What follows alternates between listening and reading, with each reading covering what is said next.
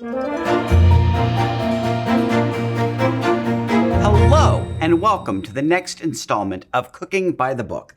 My name is Douglas, a librarian here with Baltimore County Public Library, and this is the series where I run into the collection, grab a cookbook, we find a recipe, and we make it together. Cooking is not hard, it's supposed to be fun. We are using Tieghan Gerard's Half-Baked Harvest, Quick and Cozy. Mother's Day is coming up. Mothers, you need to sleep in and not worry. So we are making baked strawberry cream cheese stuffed French toast.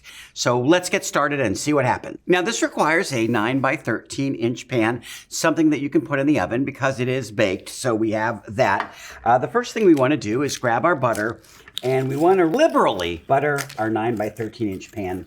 I usually just like to fold the butter wrapper down, and then it's easy to kind of manipulate. Now we have to slice our loaf of bread.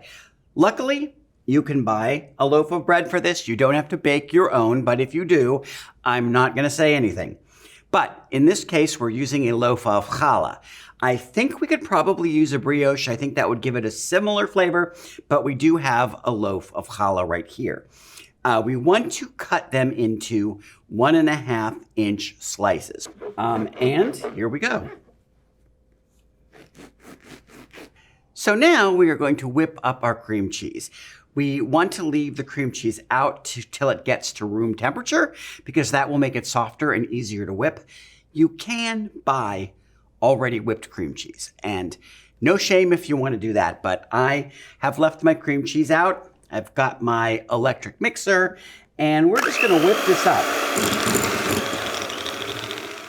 And now the process is to try to slice down the middle of this slice just enough, but not all the way through, so that I open it up and fill it, but not have it come apart at the bottom. And then I'm going to take regular spreading knife, a little bit of my whipped cream cheese,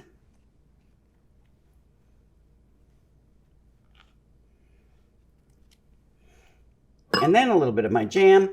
I'm just going to stick the cream cheese thing in the jam because you know what? They're going together anyway.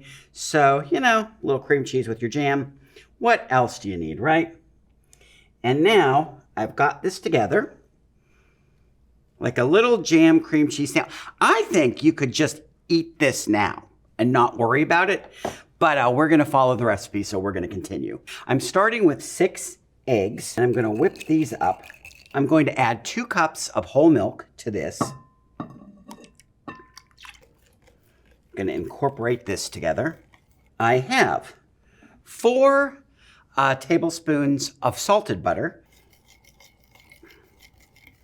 I have a tablespoon of vanilla. And I have 2 teaspoons of honey. And then, of course, I just want to add just a pinch of salt, just 2 grinds. And that was easy enough. So I'm just going to submerge one in there. Looks like I got to hold it down a little bit because it has a tendency to float, which, is fine. I just want to make sure that it's coated and soaked through. And now what I'm going to do is I just have very little left. I'm just going to kind of pour that over the top. And now I'm going to cover this.